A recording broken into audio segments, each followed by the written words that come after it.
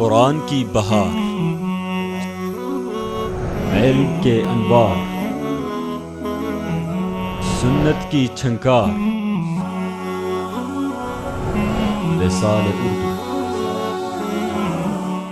بسم اللہ الرحمن الرحیم۔ پروگرام عید کی خوشیوں میں میں ہوں آپ کا میزبان محمد ذیشان۔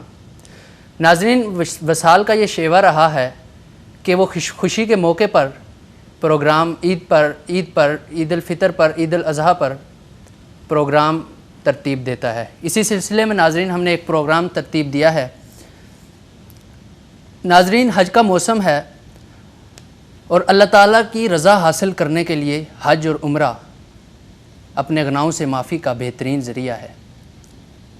حضور اقدس صلی اللہ علیہ وسلم کا ارشاد ہے کہ ایک عمرہ دوسرے عمرے کے درمیان کے گناہوں کا کفارہ ہے۔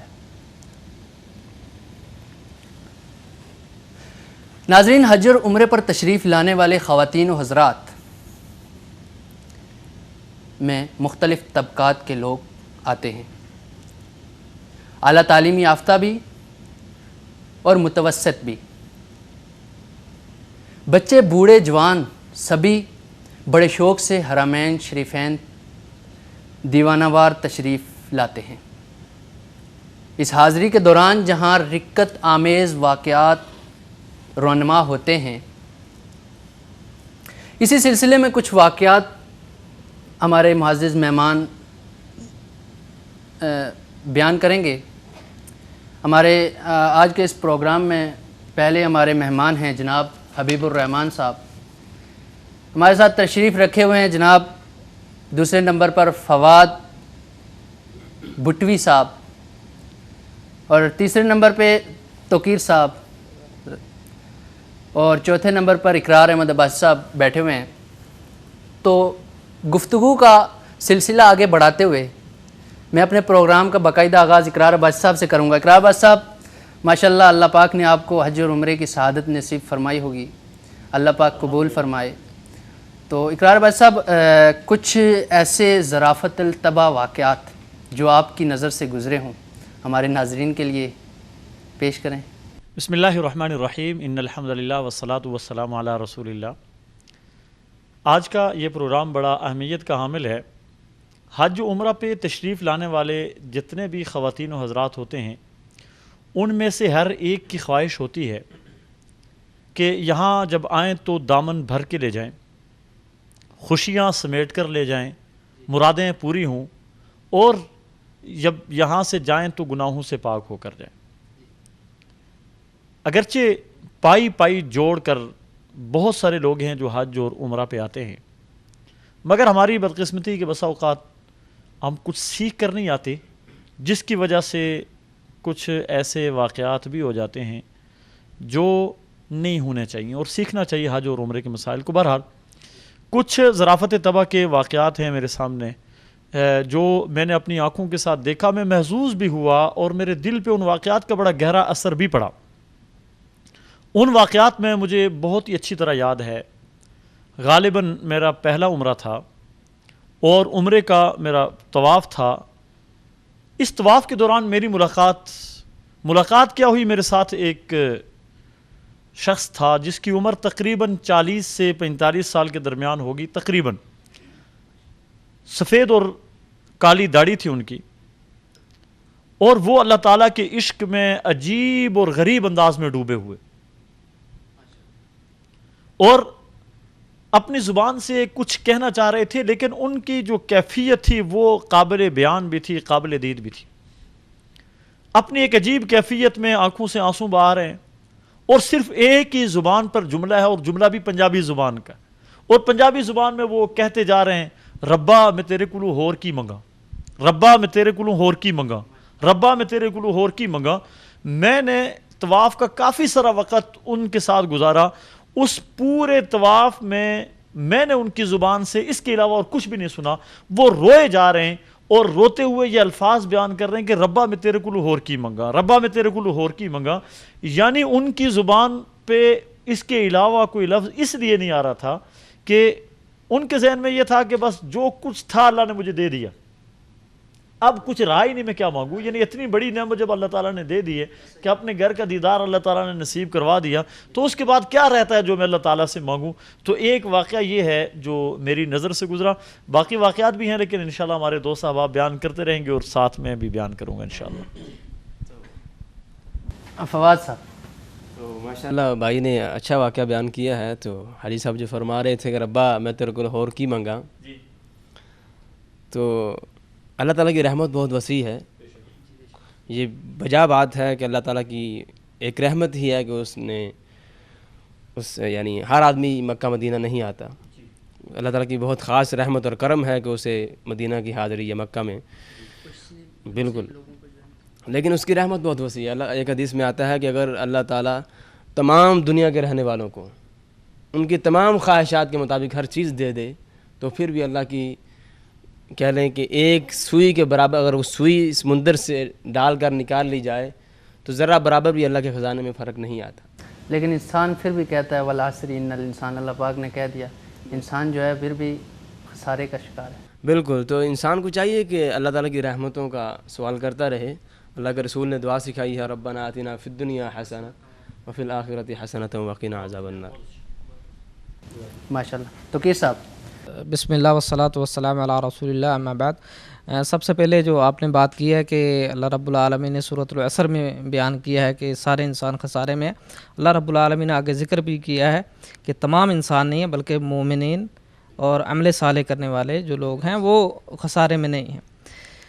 تو حجاج کرام کے حوالے سے کہ جو حج کے لیے آتے ہیں, عمرے کے لیے آتے ہیں, تو الحمدللہ میری بھی اس حوالے سے کچھ عرصے سے حج عمرے کے سیزن میں, خاص طور پر حج کے سیزن میں کوئی ڈیوٹی لگتی ہے کہ حاجیوں کی رہنمائی کی جائے. تو ان میں سے جو ایک چیز میں نے دیکھی ہے وہ یہ ہے کہ وہ لوگ, وہ حجاج کرام جو کم آمدنی والے ہوتے ہیں یا وہ جن کو آخری عمر میں حج نصیب ہوتا ہے, تو وہ لوگ ان کی کیفیت بہت ہی دیدنی ہوتی ہے. یقین مانے جب ان سے یہ بات کی جاتی ہے کہ آپ یعنی کہ جب ان سے زندگی کے بارے میں پوچھا جاتا ہے کہ آپ پاکستان میں کیا کرتے ہیں, آپ کا کاروبار کیا ہے, تو وہ جب یہ بیان کرتے ہیں کہ میرے پاس تو اتنا خرچہ نہیں تھا لیکن اللہ رب العالمین کا کرم ہوا, تو ان کی آنکھوں سے ایک نہیں کئی لوگوں کی آنکھوں سے میں نے آنسو بہتے ہوئے دیکھے. تو یہ وہ لوگ ہیں. اس سے ہٹ کے جو دوسری بات ہے جو حجاج کرام کے حوالے سے ہم دیکھتے ہیں وہ یہ ہے کہ ان کے اندر کمی کوتاہی یہ ہے, خاص طور پر پاکستان سے آنے والے وہ گروپوں کے اندر نہیں رہتے, جبکہ دوسرے ملکوں کے جو حجاج کرام آتے ہیں وہ گروپوں کی صورت میں ہوتے ہیں. ترکی کی طرف سے آئیں, انڈونیشیا کے حجاج کرام آئیں, وہ گروپوں کی صورت میں ہوتے ہیں, جبکہ پاکستانی اور دوسرے ان کی مخصوص نشانی ہوتی ہے اور بڑی ہی پلاننگ کے ساتھ چلتے ہیں. اور دوسری رہنمائی بھی ان کی کم ہوتی ہے اور علم بھی کم ہوتا ہے, سیکھ کے بھی نہیں آتے. اس حوالے سے ان کے اندر کافی کمی کوتاہیاں ہوتی ہیں. مثال کے طور پر میں آپ کو بتا دوں, ان میں سے ایک کافی واقعات ایسے ہیں. ان میں سے ایک واقعہ ایسا ہے کہ زیارتوں کے حوالے سے کہ زیارتیں جو شرعی زیارتیں ہیں, مسجد نبوی کی زیارت کی جائے, قباء کے اندر نماز پڑھی, مسجد قباء میں جب نماز پڑھی جائے 2 رکعتیں پڑھیں, عمرے کا ثواب ملتا ہے. لیکن بعض ایسی چیزیں ہیں جو انہوں نے جو ہے نا دوسرے ذریعے سے سیکھی ہوئی ہوتی ہیں جن کا حقیقت سے کوئی تعلق نہیں ہے. ان میں سے میرے ایک دوست نے مجھے بتایا کہ میرے کوئی حاجی آئے ہیں, میں نے ان کو ساری زیارتیں کروائی ہیں, لیکن اس نے یہ بات کہی ہے کہ آپ نے ساری زیارتیں تو کروا لی ہیں لیکن مجھے وہ پتھر آپ نے نہیں دکھایا جو کہ زمین سے اوپر اٹھا ہوا ہے اور وہ زمین سے لگا نہیں ہوا. تو وہ کہتا آپ نے وہ فیس بک پہ دیکھا ہوگا, یہ مدینہ میں اور مکہ میں یہ پتھر ایسا نہیں ہے, فیس بک پہ ہی آپ کو اس کی زیارت ہو سکتی ہے. تو یہ ہے کہ یعنی کہ وہاں سے جو گائیڈ کرنے والے ہیں وہ جو ہے اس طرح کے گائیڈ کرتے ہیں ان کو. تو بات یہ ہے کہ سیکھنا چاہیے, کتابیں پڑھیں. آپ ایک بہت ہی عظیم عمل کے لیے آپ نے سفر کیا ہے تو آپ جو ہے اس کو سیکھیں, رہنمائی حاصل کریں, علماء سے رابطہ کریں. تو یہ کچھ گزارشات تھیں جو کہ حجاج کرام کو ان کے اوپر غور کرنا چاہیے. جی آپ نے بات کی کہ جو ہے سیکھ کے نہیں آتے ہیں لوگ، حجاج کرام پاکستان سے آتے ہیں، سیکھ کر نہیں آتے ہیں. اس سلسلے میں وصال نے ہم نے اس وقت کافی کام کیا ہے.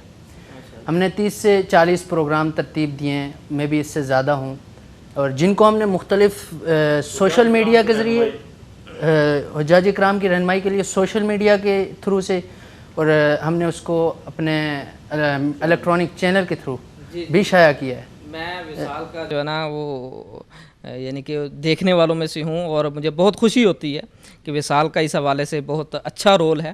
اس کے علاوہ اور بھی دوسرے چینل ہیں جن کا ہے، اور ان میں وصال بھی ہے کہ جو بڑے ہی اچھے انداز سے پروگرام کر رہا ہے اور رہنمائی کر رہا ہے. دوسرے چینل کی تو جو آپ بات ہی نہ کریں، اصل میں وہ تو اسلام سے وابستہ کوئی چیز چلاتے نہیں ہیں. ان کے تو صرف منٹ کے اسلامی چینلز ہیں جس طرح پیغام کو آپ لے لیں، جی پیس ٹی وی ہے وہ ہے. لیکن اصل میں ہمارے جو پاکستان میں مشہور و معروف ٹی وی چینل، دیکھے جانے والے ٹی وی چینل ہیں، ان پہ تو اسلام کا نام ہی نہیں ہے. ایسا لگتا ہے وہ مغرب کے کہیں آپ کسی حد تک کہہ سکتے ہیں کہ واقعتاً پاکستان کے جو اصل یعنی کہ جو زیادہ دیکھے جانے والے ہیں، جیسا جیو ہے، ARY ہے اور دوسری ایکسپریس ہے، ان کے اندر بہت زیادہ کمی کوتاہی اس حوالے سے کہ دین کے حوالے سے رہنمائی اچھی طرح نہیں کر رہے. لیکن اسلامی جو ہیں، پیغام ہے، پیس ٹی وی ہے اور دوسرے ٹی وی جو ہیں، وہ اس حوالے سے کافی جو ہے نا اچھا کام کر رہے ہیں. اللہ تعالیٰ ان سب کو جزائے خیر دے. جی بسم اللہ والصلاۃ والسلام علی رسول اللہ. اما بعد، میں سب سے پہلے پیغام جو ہے وہ وصال اردو انتظامیہ کا شکریہ ادا کرتا ہوں. اس کے بعد میں توقیر بھائی کی بات سے اپنی بات کو آگے جو ہے وہ چلاتا ہوں کہ حجاج جو ہے وہ معتمرین یا حجاج جو یہاں آتے ہیں بیت اللہ کی زیارت کے لیے، عمرے کے لیے، حج کے لیے آتے ہیں، وہ بعض ایسے لوگ ہوتے ہیں جو کئی سالوں سے جو ہے وہ محنت اور کوشش کرتے ہیں، اپنے پیسہ جمع کرتے رہتے ہیں، اور اپنی جو ہے وہ محنت اور مزدوری کے بعد پیسہ جمع کر کے یہاں حج اور عمرے کے لیے آتے ہیں. ان کو چاہیے کہ جب وہ اتنی محنت کر کے یہ پیسہ جمع کر رہے ہیں اور اللہ کی ذات کے لیے یہ فریضہ حج جو ہے وہ اس کو ادا کرنے کے لیے آ رہے ہیں، تو اس میں وہ اس فریضہ حج کو ادا کرنے کے لیے کچھ سیکھ کر آئیں. کیونکہ جیسے انہوں نے محنت کر کے یہ پیسے جمع کیے ہیں، جیسے انہوں نے محنت کر کے اس حج کے جو ہے وہ سفر کے لیے انہوں نے ایک تیاری کی ہے، ایسے اللہ رب العالمین کے ہاں اس حج کو، اس عمرے کو مقبول بنانے کے لیے بھی شرف قبولیت اللہ رب العالمین تاکہ اس کو بخش دیں، کچھ سیکھ کر بھی آئیں. یہاں ہمارا جو ہے وہ حاجیوں سے واسطہ پڑتا رہتا ہے، ملاقاتیں بھی ہوتی ہیں، اور بسا اوقات ہم ان کے ساتھ رہنمائی بھی کرتے رہتے ہیں اور ملاقات بات چیت ہوتی رہتی ہے. تو بہت ایسے واقعات دیکھنے کو ملتے ہیں اور سننے کو ملتے ہیں کہ انسان جو ہے وہ تعجب کرتا ہے کہ ایک انسان جو ہے وہ 60-70 سال اس کی عمر ہو گئی ہے، اور اس میں جو ہے وہ اہم چیزیں جو ہے وہ نہیں وہ سیکھ پاتے. دنیا میں آپ دیکھتے ہیں، دنیا داری میں وہی بابا جو ہے وہ حساب و کتاب میں بہت تیز ہے اور بہت جو ہے وہ ہوشیار ہے، کبھی کسی کو 100 کی بجائے 200 نہیں دیتا، اور جو ہے وہ پیسے کبھی اس میں غلطی نہیں کرتا عام معاملات میں، اور سب کچھ اس کو یاد ہے. لیکن دین کے بارے میں وہ جو ہے وہ بہت پیچھے ہوتے ہیں. اس میں میرے خیال میں سب سے بڑی وجہ یہ ہوتی ہے کہ وہ کہتے ہیں کہ اگر میں اب سیکھوں گا تو وہ لوگ کہیں گے اتنی میری عمر ہو گئی ہے، اب آخری عمر میں یہ سیکھ رہا ہے. شرم، یعنی وہ جو شرم ہے ان کو اس بات سے دور رکھتی ہے. تو میں آپ کے سامنے جو ہے وہ 1-2 واقعات ایسے اپنے جو ہے ناظرین کے سامنے رکھوں گا تاکہ یہ ہمارے جو آنے والے وہاں سے ملکوں میں حاجی یا زائرین آتے ہیں ان کو اس بات کی توجہ دلائی جائے اس طرف. سب سے پہلا واقعہ جو میرے ساتھ پیش آیا وہ آج سے تقریباً جو ہے وہ 5-6 سال پہلے کا یہ واقعہ ہے کہ میں بیت اللہ سے طواف کر کے نکل رہا تھا، اپنا عمرہ کر کے جو ہے فارغ ہو کر واپس نکل رہا تھا. تو میں نے دیکھا کہ جو ہی میں باب ملک عبدالعزیز سے نکلا تو ایک مجھے بوڑھا جو ہے وہ تقریباً اس کی عمر 60 سے 65 سال اس کی عمر ہوگی مجھے ملا، اور مجھے وہ اس نے روک کر کہتا ہے بیٹے میں نے آپ سے کچھ چیزیں پوچھنی. میں نے کہا پوچھو. کہتا ہے میں جو ہے وہ ابھی عمرہ کرنے کے لیے آیا ہوں، اور میں آپ کو پہلے بتاتا ہوں جو طریقہ مجھے آتا ہے، اگر اس میں کوئی غلطی ہے تو آپ میری اس کی اصلاح کر دیں. میں نے کہا ٹھیک ہے آپ بتائیں، اچھی بات ہے. تو اب وہ بابا جی جو ہے وہ اپنی علم کے مطابق جو سیکھ کر آئے ہیں یا سیکھا ہے یا نہیں سیکھا اس کے مطابق ابھی وہ اپنا طریقہ عمرے کا بتا رہے ہیں. تو سب سے پہلے انہوں نے طواف سے شروع کیا. کہتے ہیں کہ میں سب سے پہلے طواف شروع کروں گا تو سب سے پہلا جو چکر میں لگاؤں گا یہ تو میرا عمرہ ہو گیا. یہ جو طواف کا پہلا چکر ہے یہ میرا عمرہ ہو گیا. اس کے بعد یعنی ایک چکر میں اس نے اپنا عمرہ کر لیا. اب کہتا ہے جب میں دوسرا چکر لگاؤں گا تو یہ دوسرا چکر جو ہے یہ میرا بیٹا بھی پیدا ہونے والا ہے، اس کا میں نے عمرہ کرنا ہے، یہ اس کا ہو گیا. یعنی اس کی بیوی حاملہ تھی. کہتا ہے یہ جو ہے ابھی اس کا عمرہ ہو گیا. تیسرا چکر میری بیگم کا ہے، اس کا عمرہ ہو گیا. اس کے بعد جو ہے باقی چکر کس کے میں کروں؟ جو باقی چکر ہیں وہ میں باقی جو ہیں وہ کن کی طرف سے عمرہ کروں. تو جی تو اب مجھے اب جو ہے وہ مجھے اس پہ ہنسی بھی آئی اور جو ہے وہ افسوس بھی ہوا کہ یہ بندہ جو ہے اس نے کتنی محنت سے یہ پیسے جمع کیے ہوں گے اس جو ہے وہ فریضہ عمرے کو یا حج کو ادا کرنے کے لیے اس نے کتنی محنت کی ہوگی, کوشش کی ہوگی, لیکن یہ صرف تھوڑی سی محنت نہیں کر سکا. یعنی کسی عالم کے پاس, کسی سمجھدار انسان کے پاس بیٹھ کر اگر یہ 1 گھنٹہ بھی سیکھ لیتا تو یہ اس کا سفر ضائع نہ ہوتا. اب اگر میں اس کو نہ بتاتا, کسی سے وہ پوچھتا بھی نہ, تو یہ اس نے بہتر کیا کہ اس نے پوچھ لیا. تو اسی لیے آپ دیکھتے ہیں کہ کتنے ایسے زائرین ہیں جو یہاں آ کر بھی نہیں پوچھ پاتے اور وہ شرم کے مارے پوچھتے نہیں, یا پھر ان کو آنے والے وہاں سے علماء بعد ایسے اللہ ان کو ہدایت دے کہ وہ اس بات سے منع کر دیتے ہیں کہ آپ نے وہاں کسی سے پوچھنا نہیں ورنہ آپ گمراہ ہو جاؤ گے. اب یہ گمراہی اصل ہدایت ہے.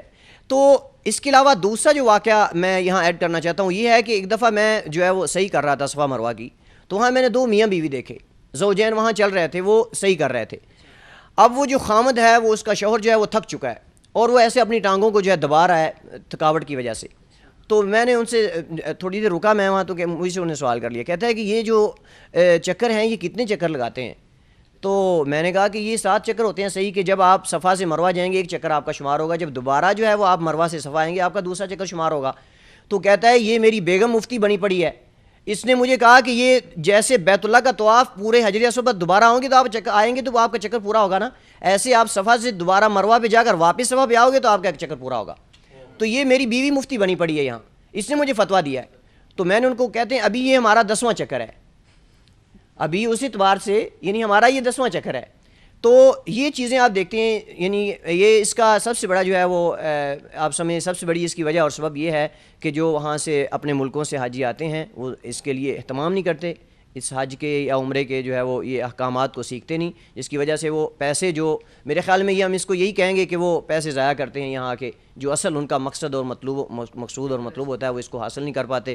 تو جیسے ہم پیسے جمع کرنے کے لیے محنت کرتے ہیں, کوشش کرتے ہیں اور اس ٹکٹ خریدتے ہیں, اس کے بعد ویزا لیتے ہیں, سب کچھ, ایسے ہمیں چاہیے کہ ہم اس عبادت کو اللہ کے ہاں شرف قبولیت سے نوازنے کے لیے یا شرف قبولیت حاصل کرنے کے لیے ہم جو ہے وہ اس کو سیکھنے کے لیے بھی کچھ محنت کریں, تاکہ ہماری یہ عبادت جو ہے وہ جیسا رسول اللہ علیہ وسلم نے فرمایا خذوا انی مناسککم, کہ مجھ سے حج کے طریقے سیکھ لو, لعلی لا القاکم بعد عامکم ھذا, کہ شاید میں اس سال کے بعد آئندہ سال تمہیں نہ مل سکوں, تو مجھ سے جو ہے وہ تو اس لیے ہمیں چاہیے کہ ہم اس فریضہ حج کو یا اس عبادت کو مقبول اللہ کے ہاں بنانے کے لیے ہم جو ہے وہ اس کو سیکھنے میں جو ہے وہ محنت کریں. اور ہمارے علماء کو بھی چاہیے پاکستان سے ان کو امانت داری کے ساتھ سکھائیں. امانت داری کی امانت ہے اور یہ ہمارے گلے کے اندر ایک امانت ہے علم جو ہے, تو اگر ان کو یہ گمراہی کی طرف رہنمائی کرتا ہے, رسول اللہ صلی اللہ علیہ وسلم نے فرمایا کہ جو کسی کو نیکی کی طرف رہنمائی کسی کی طرف کرتا ہے نیکی کی طرف تو اس کو اتنا اجر ملتا ہے جتنا وہ نیکی کرنے والے کو ملتا ہے. اب وہ حاجی آئے گا, اگر اس کے حج کو وہ طریقے سکھائے گا, حج کے عمرے کا طریقہ بتائے گا, جتنے وہ حاجی اعمال کرے گا سنت کے مطابق اتنا اجر اس بتانے والے کو ملے گا. لیکن اگر وہ وہاں سے آنے سے پہلے حاجی کو کہہ دیتا ہے کہ آپ نے وہاں کسی کی بات کو سننا نہیں, آپ گمراہ ہو جائیں گے, آپ فلاں ہو جائیں گے, تو میرے خیال میں وہ جتنے غلط کام کرے گا اس کا جتنا گناہ اس کو پہنچے گا اتنا ہی گناہ وہ بتانے والے کو بھی جو ہے وہ اس کا ملے گا. اور خاص کر مدینہ کے احکامات آپ جانتے ہیں, رسول اللہ صلی اللہ علیہ وسلم نے فرمایا کہ من احدث فیہا او محدثا, کتنے ایسے حجاج کرام آتے ہیں کم علمی کی وجہ سے یا پھر ان کو غلط جو طریقے بتائے جاتے ہیں اس کے مطابق یہاں بدعات کرتے ہیں مدینہ میں آ کر, جس کے بارے میں رسول اللہ صلی اللہ علیہ وسلم نے فرمایا کہ یہ مدینہ حرم ہے, جو بندہ اس میں بدعت ایجاد کرتا ہے یا کسی بدعتی کو صرف پناہ دیتا ہے, آپ دیکھیں کتنا بڑا یہ عقوبت کتنی ہے, اس کی کتنی بڑی سزا ہے. فرمایا بدعت کرے اس میں یا کسی بدعتی کو اس میں پناہ دے, فعلیہ لعنۃ اللہ والملائکۃ والناس اجمعین, کتنی بڑی سزا ہے, اس پہ اللہ کی لعنت ہو, تمام فرشتوں کی لعنت ہو اور پوری کائنات کے لوگوں کی لعنت. اور آگے فرمایا لا یقبل منہ صرف ولا عدل, نہ اس کی نفلی عبادت قبول ہے نہ فرضی اس کی عبادت قبول ہے. تو یہ بہت بڑا جو ہے وہ بہت بڑی سزا ہے. تو اس لیے ہمارے لیے اس میں اپنے ناظرین کو اس میں یہ پیغام دینا چاہوں گا کہ اگر وہ آئندہ اس عمرے کا حج کا عزم رکھتے ہیں, ارادہ رکھتے ہیں, تو آنے سے pہلے اس عبادت کو, اس کی عبادت کے جو طریقہ کار ہیں, احکام ان کو سیکھ کر آئیں, تاکہ ہماری یہ عبادت اللہ کے ہاں جو ہے وہ قبول ہو اور منظور ہو. میرے ذہن میں کئی سارے اس طرح کے واقعات ہیں. ایک تو یہ ہے کہ واقعتاً سیکھ کے آنا چاہیے, اور دوسری بات یہ ہے کہ ہمارے ہاں سیکھنے سکھانے کا ماحول بالکل نہیں ہے. سیکھنے سکھانے کے اس ماحول کو عام کرنا چاہیے, اور اس میں معاشرے کے جتنے بھی رہنما لوگ ہیں ان کو اس میں اپنا کردار ادا کرنا چاہیے. ایک دو چھوٹے چھوٹے واقعات ہیں میرے ذہن میں آئے, وہ کر کے انشاءاللہ ہم اپنے اس پروگرام کو کلوز بھی کرنا چاہیے, ہمیں کافی وقت ہو گیا. ایک تو میں حرم میں تھا، میں اپنا 2013 میں جب پہلا عمرہ کرنے کے لیے آیا، باب ملک عبدالعزیز کے باہر میں بیٹھا ہوا تھا، تو ایک بابا جی آئے احرام میں، اور وہ احرام میں آئے اور یوں لگا کہ کسی چیز کی جستجو میں ہیں، تلاش میں ہیں، کوئی چیز ڈھونڈ رہے ہیں۔ میرے ذہن میں یہ آیا کہ شاید ان کا اپنا کوئی بندہ گم ہو گیا ہے، یا پھر یہ بھی ذہن میں آیا کہ شاید خانہ کعبہ کی تلاش میں۔ تو یہ باب ملک عبدالعزیز کے باہر جب بندہ ہوتا ہے تو وہاں سے خانہ کعبہ نظر نہیں آتا، تو وہ یوں چکر لگا کے ادھر ادھر دیکھنے شروع ہو گئے، اور دیکھتے دیکھتے اچانک ان کی نظر وہ گھڑیال ٹاور پہ پڑی، وہ جو بڑی بلڈنگ ہے جس کے اوپر گھڑی لگی ہوئی ہے، وہ جو پورے مکہ سے نظر آتی ہے۔ تو گھڑیال ٹاور پہ جب ان کی نظر پڑی، اتنا بڑا ٹاور ہے، تو ان کے ذہن میں آیا کہ یہی خانہ کعبہ ہے۔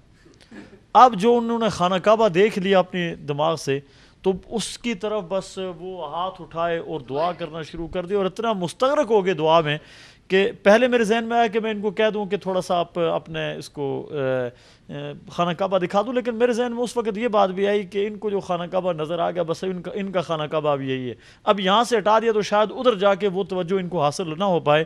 مانگنے دے، اللہ تعالیٰ اس کی نیت اور اس کے دل کے ارادے کو جانتا ہے، اللہ اس کے دل کے ارادے کو جانتا ہے، تو ضرور اللہ تبارک و تعالیٰ اس کی سنے گا، جو یہ مانگ رہا ہے اللہ تبارک و تعالیٰ ضرور اس کو دے گا، اور اللہ تعالیٰ کی رحمت سے بعید نہیں کہ اس کو جو پہلی نظر خانہ کعبہ پہ پڑھ کے دعائیں قبول ہوتی ہیں اس کی یہیں پہ اللہ تبارک و تعالیٰ قبول کر لے، چونکہ اللہ تعالیٰ دلوں کی نیت کو دیکھتا ہے۔